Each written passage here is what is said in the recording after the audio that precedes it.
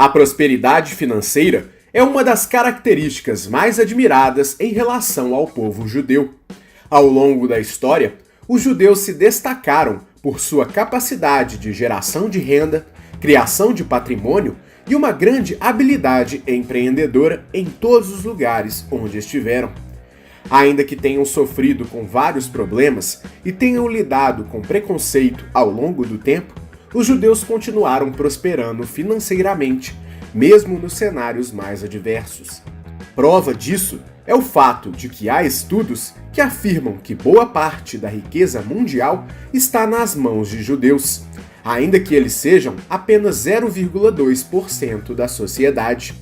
A título de exemplo, em nosso canal já contamos a história de vários judeus de sucesso em todo o mundo, como Gary Vaynerchuk, Joseph Safra, Ronnie Meisler, fundador da Reserva, Roberto Justus, George Soros, Alexandre Ostrowiecki, fundador da Multilaser, Gene Simmons, Mark Cuban, Mark Zuckerberg, Howard Schultz, Larry Ellison, Samuel Klein, entre outros. Dentre os bilionários mundiais também estão Sheldon Adelson, Michael Bloomberg, Michael Dell e os fundadores do Google, Sergey Brin e Larry Page. Outro célebre empreendedor judeu é Silvio Santos, que também não esconde sua fé. Por conta disso, há muita curiosidade sobre como funciona a mentalidade do povo judeu e qual é o grande segredo da prosperidade judaica. Para responder a este anseio, foram realizados vários estudos sobre o povo judeu e quais são suas práticas. E neste vídeo, vamos compartilhar uma série de fatos e características que consolidam os segredos da prosperidade judaica. Então, vamos a eles. Número 1. Comércio, empreendedorismo. Um traço marcante da prosperidade judaica é uma cultura de empreendedorismo forte desde suas origens. É muito comum que as famílias judaicas tenham seus próprios negócios e, em especial, comércios. Essa característica mostra uma predisposição à montagem do próprio negócio. Conforme é possível analisar nos vídeos que já produzimos, podemos notar que, em todos os casos, tanto os judeus que criaram sua própria fortuna, quanto os herdeiros que atingiram o sucesso, fizeram fortuna através de negócios próprios. Comércios, escritórios de advocacia, bancos, construtoras, em todos os casos, desde cedo os judeus relatam que são educados para tomarem conta do próprio destino, principalmente através do empreendedorismo. Com a consciência de que os resultados são sempre responsabilidade única e exclusiva deles e que o sucesso só depende de seus esforços, independente das adversidades que existirem no caminho.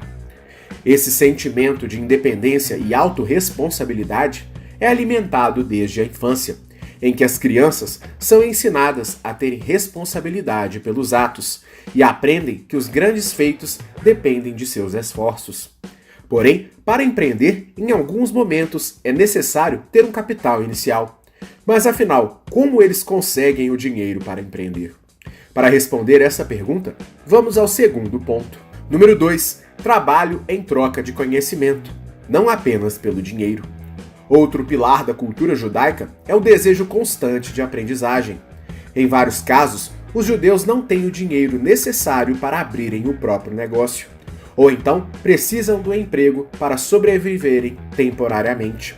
Porém, em ambos os casos, o emprego é visto como uma oportunidade de aprender uma nova habilidade, sendo que o conhecimento é mais importante do que o dinheiro recebido. Cada situação é sempre uma oportunidade para aumentar o leque de opções futuras e também para que eles possam ter seus próprios negócios. A título de exemplo, Sasha Vaynerchuk, pai de Gary Vee, criou uma loja de bebidas nos Estados Unidos depois de ter trabalhado durante 5 anos como empregado de seu tio em uma loja de bebidas em Nova York. A partir dos conhecimentos e do capital acumulado por lá, Sasha abriu sua própria loja em uma cidade próxima, no estado de Nova Jersey. Anos depois, a loja se tornou um grande sucesso.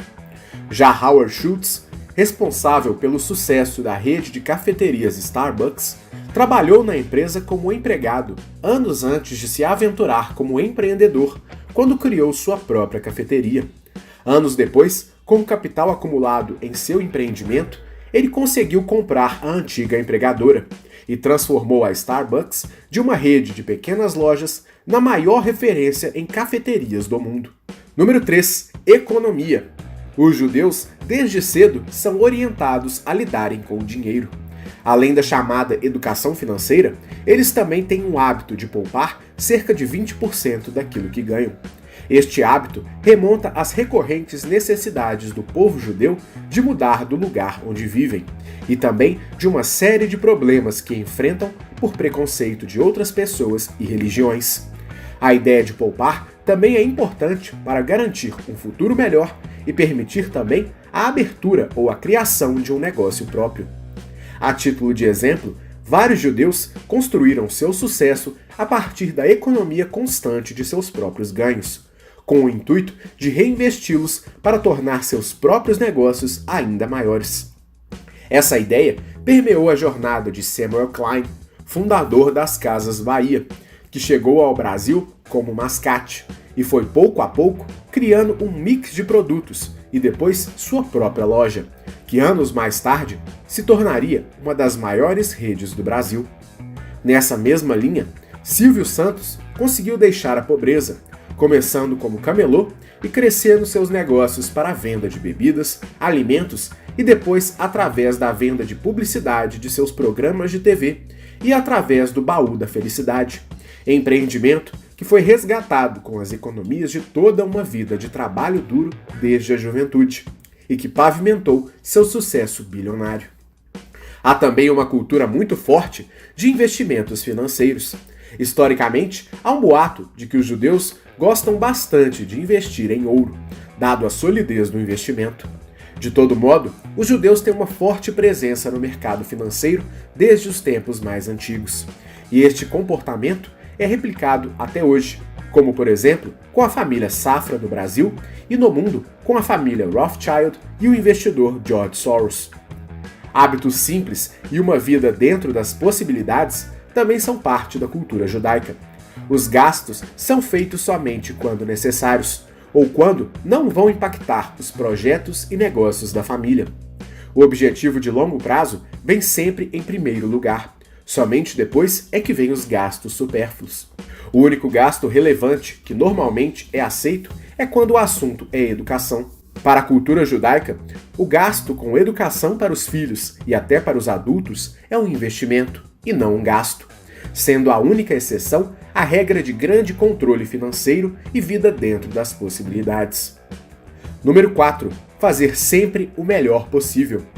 Outra característica marcante do pensamento judeu é uma execução primorosa em tudo o que fazem. Independente da atividade que realizem, os judeus têm uma cultura forte de excelência, e este padrão é replicado em qualquer atividade, por mais simples que ela seja. No caso de empreendedores que começaram com atividades pouco glamurosas, como camelô e mascate, Silvio Santos e Samuel Klein, por exemplo, demonstraram desde cedo o compromisso de fazerem sempre o melhor possível, mesmo quando vendiam itens baratos para todo tipo de cliente. Além de fazer o melhor possível, os judeus também têm um grande foco em se tornarem verdadeiros especialistas naquilo que fazem. Há relatos de que esse compromisso venha de uma inspiração que está na Bíblia, em Provérbios 22, 29. Para atingirem esse estado de perfeição e excelência, os judeus também não abrem mão da disciplina e do pensamento a longo prazo.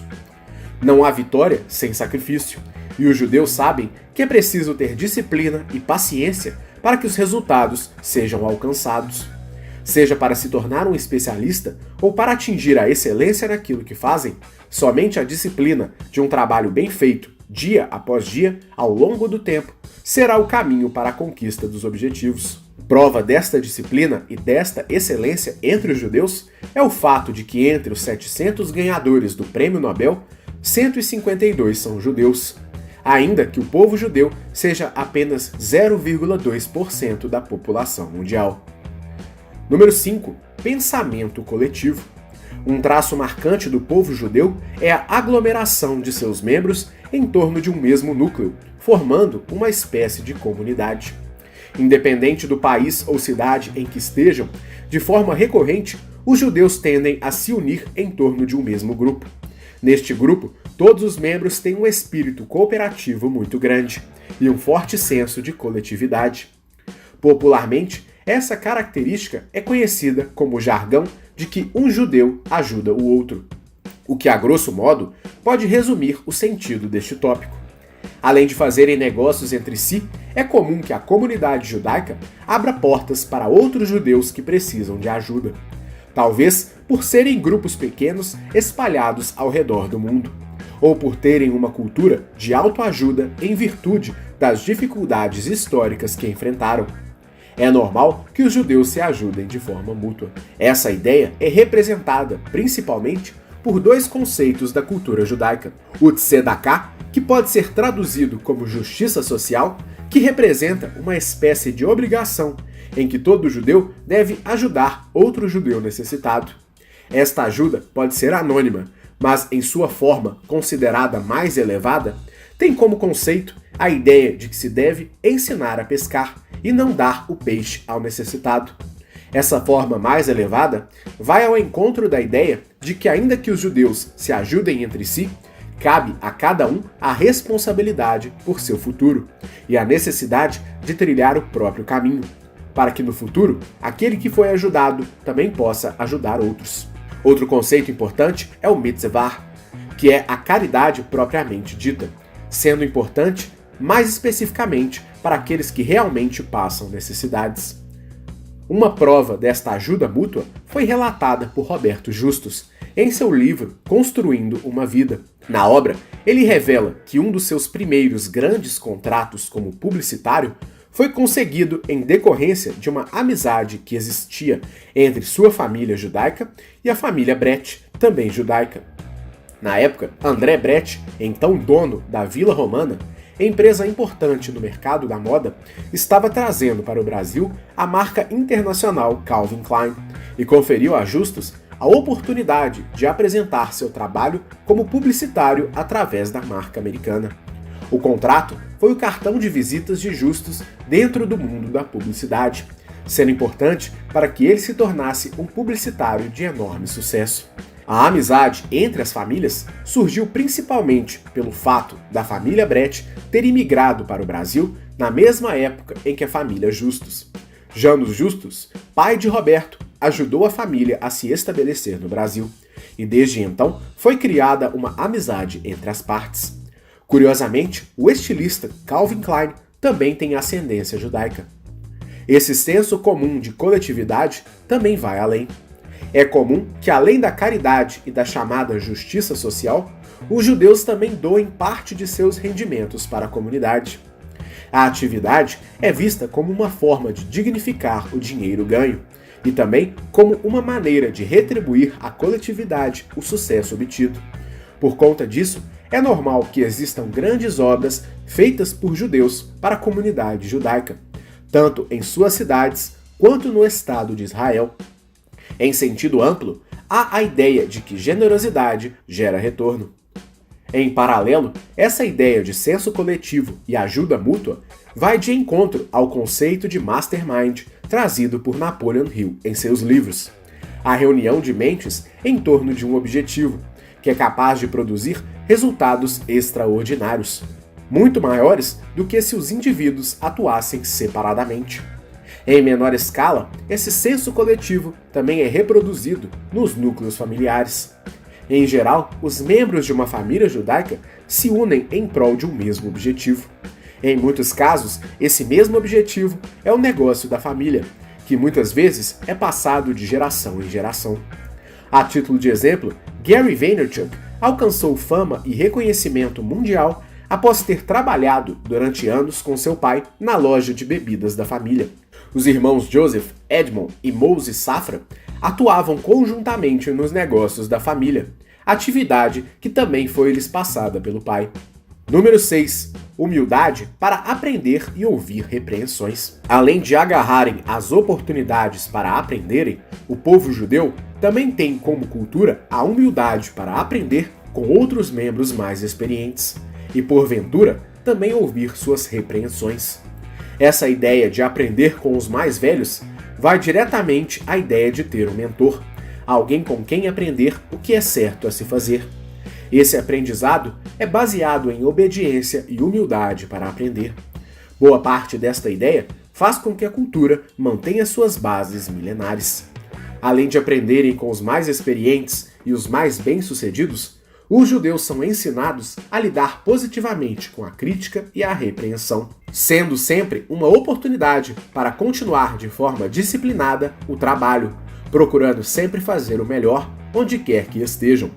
Por conta disso, lidar com a repreensão é algo natural e faz parte de uma ideia de que cada um tem sempre que controlar o próprio ego. Isso inclui não se deslumbrar com seus próprios feitos e também saber ouvir as repreensões de outros membros da comunidade. Número 7. Zelam por sua reputação. Tão importante quanto seus feitos é a maneira como cada judeu é visto na sociedade. Na cultura judaica, o nome é sinônimo de credibilidade. Portanto, é importante zelar pela sua própria reputação. A reputação é o elemento que poderá ser responsável pela maneira como o judeu é visto no mundo, e também vai orientar a forma como o mundo irá se relacionar com ele. Logo, todo o esforço deve ser feito para que o nome de um judeu seja sempre associado à credibilidade e qualidade, para que o sucesso venha a seu encontro. Número 8. O triângulo da prosperidade. Muitas pessoas atribuem o sucesso do povo judeu a uma espécie de predestinação divina, ou pelo fato de o povo judeu ser descendente de Abraão. Porém, segundo o rabino e empreendedor Dor Leon Attar, o segredo dos judeus começa pela ideia de que existe uma espécie de triângulo da prosperidade, que contém os 3 pilares essenciais para o sucesso. Esse triângulo é relatado no livro O Segredo da Prosperidade Judaica, também de Dor Leon Attar. Neste triângulo, o primeiro pilar é o equilíbrio emocional e físico, o segundo é o equilíbrio financeiro, e o terceiro é o fato de o povo judeu viver o seu propósito de vida. Mas, afinal de contas, como seguir os ensinamentos desse triângulo e aplicá-los em nossa vida? Primeiro, vamos trabalhar o equilíbrio emocional. O primeiro ensinamento sobre este pilar é saber que somos guiados essencialmente pelas nossas emoções, e saber lidar com elas é extremamente importante. Sentimentos comuns podem nos fazer perder o foco em relação àquilo que queremos, ou até mesmo fazer com que venhamos a nos desviar do caminho da prosperidade. Para se ter ideia, sentimentos como luxúria, raiva e inveja podem ser decisivos para nos tirar totalmente do caminho do sucesso financeiro. No caso da luxúria, é normal que queremos ter tudo o que está disponível no planeta.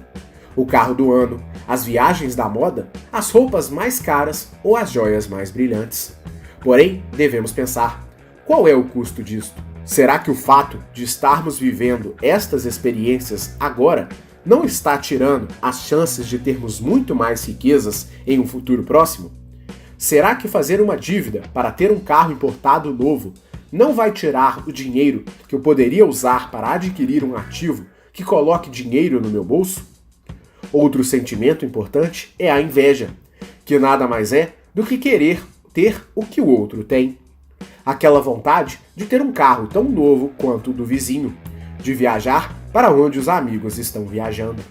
Todas essas vontades provocam ações que muitas vezes são precipitadas. Será que precisamos realizar esse gasto? Será que precisamos fazer este gasto agora? Na mesma linha, a raiva é outro sentimento importante. A raiva nada mais é do que a perda do controle emocional. Quantas vezes nos deixamos levar por ela e tomamos atitudes que nos arrependemos? Quantas vezes perdemos oportunidades porque estávamos com raiva? Quantas vezes estamos mais preocupados em provar algo para alguém do que fazer o que é certo? Todos esses sentimentos e emoções são comuns e fazem com que a grande maioria das pessoas tome decisões e ações precipitadas, que muitas vezes resultam em dívidas e prejuízos. Por conta disso, um dos pilares do triângulo da prosperidade é o equilíbrio emocional. Este equilíbrio está diretamente ligado à maneira como controlamos nossas emoções e, por consequência, nossas ações. Quando não temos o absoluto controle de nossas emoções, nos deixamos sucumbir às vontades imediatas, que normalmente são guiadas por sentimentos como a raiva, a luxúria e a inveja, por exemplo. Porém, não é só por conta da ação que o controle emocional é importante. É preciso também saber lidar com as emoções, como o medo. O medo é um sentimento que causa paralisia e estagnação, ou seja, nos faz com que deixemos de agir. Sabendo que é preciso plantar para colher, não há como colher algo que não foi plantado. Muitas vezes, deixamos de fazer algo pelo medo. Medo do julgamento das outras pessoas, medo de perder, medo de dar errado. Todos esses medos são comuns, mas não realizar nada também é um grande problema. Pois se você não fizer nada, não haverá plantio e nem colheita. Portanto, deixar que o medo te controle também é uma disfunção que pode lhe trazer problemas. Por conta disso, é absolutamente essencial saber como e quando agir. E para ter esse discernimento, decidindo o momento correto para cada coisa, é preciso ter o controle das emoções, não se deixando levar por elas, sob pena de fazer algo que depois você pode se arrepender ou perder uma boa oportunidade de criar um novo ativo. Nesse sentido, é preciso ter tranquilidade e paciência para pensar e planejar cada movimento. A cada pergunta, existem 10 respostas, e para cada resposta, 10 perguntas. Da mesma maneira, é preciso ter um equilíbrio físico, já que o corpo é um instrumento que vai lhe ajudar a executar seus planos. De nada adianta ter um controle sobre as emoções se você não tiver saúde ou energia para colocar em prática os seus planos. Portanto, equilíbrio físico também é fundamental. O segundo pilar é o equilíbrio financeiro. Nele está a capacidade de lidar com o dinheiro. O dinheiro é o meio pelo qual as coisas podem ser atingidas, mas é importante saber que o dinheiro deve ser usado com cautela, principalmente pois podem haver momentos de dificuldade. Por conta disso, hábitos saudáveis de poupança e investimento devem ser praticados constantemente. E por fim, o último pilar é o propósito. Cada judeu, desde cedo, é orientado a encontrar a sua missão na Terra, chamada de Tikkun. Ao entender qual é a sua missão, o judeu é orientado a trabalhar arduamente para atingi-la, através de vários hábitos já comentados, como disciplina, planejamento, humildade, economia, entre outros. Essa missão é o que dá a força para que os judeus resistam às adversidades e continuem reticentes em seus objetivos.